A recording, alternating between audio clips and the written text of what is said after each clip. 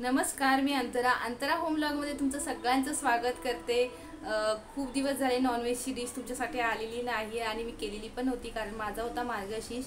तर आता मार्गशीर्ष महिना संपलेला आहे आणि मुलांनाही आणि मिस्टरांनाही नॉनव्हेज खायची इच्छा आहे आणि संडेला आहे भोगी। तर संडेला असणारी भोगीची भाजी, तर त्यांच्यासाठी आज खास शुक्रवारी मी बनवते आहे नॉनव्हेजची डिश। जास्त करून फिशच थाली बनवणार आहे, कारण चिकन मटन मुलं खात नाहीत, त्यांना आवडत नाही, पण फिश थाली खूप चांगली खातात। तर चला आज त्यांच्यासाठी बनवते फिश थाली। त्याच्यामध्ये असणार आहे कोलंबीचा रस्सा। तर तुमच्याबरोबर मी कोलंबीचा रस्सा शेअर करणार आहे। चला तर भेटूयात माझ्या किचनमध्ये।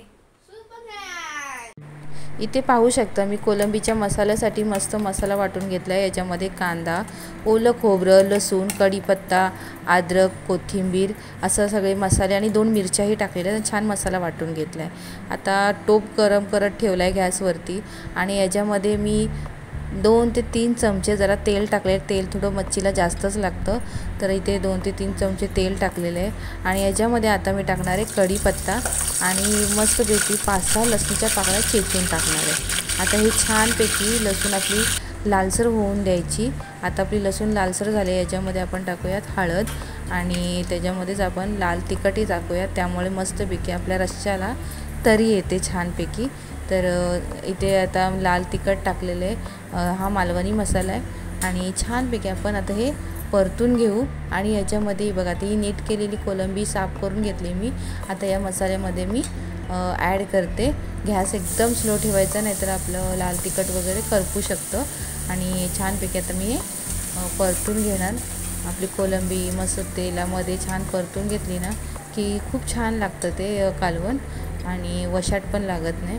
आता याच्यामध्ये आपण टाकूयात जो आपण वाटलेला मसाला आहे ना, तो आपण छानपैकी याच्यामध्ये टाकून मिक्स करून घेऊया, एकजीव करून घेऊयात आणि मग त्याच्यामध्ये आपण लागेल तसं पाणी ॲड करूयात। पहिले तर आपण हे सगळं मिक्स करून घेऊयात छानपैकी मसाला, कारण ह्याच्यामध्ये आपलं हे लाल तिखट वगैरे सगळं मिक्स झालं पाहिजे।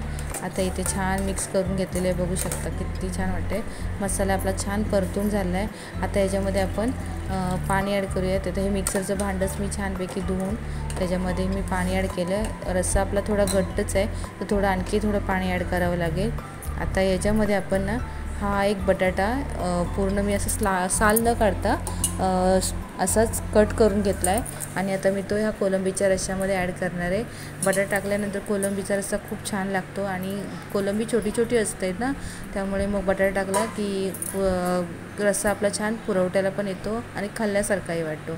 आता याच्यामध्ये मीठ ॲड करते 2 चमचे, कारण चमचा छोटा आहे। आणि आता याच्यामध्ये थोडासा गरम मसाला ॲड करणार आहे, कारण लाल तिखट ह्याच्यामध्ये आपण गरम मसाला ॲड केलेला नाही, तर कोलंबीच्या रस्स्याला थोडासा गरम मसाला ॲड केला ना की कोलंबीचा रस्सा खूप छान लागतो।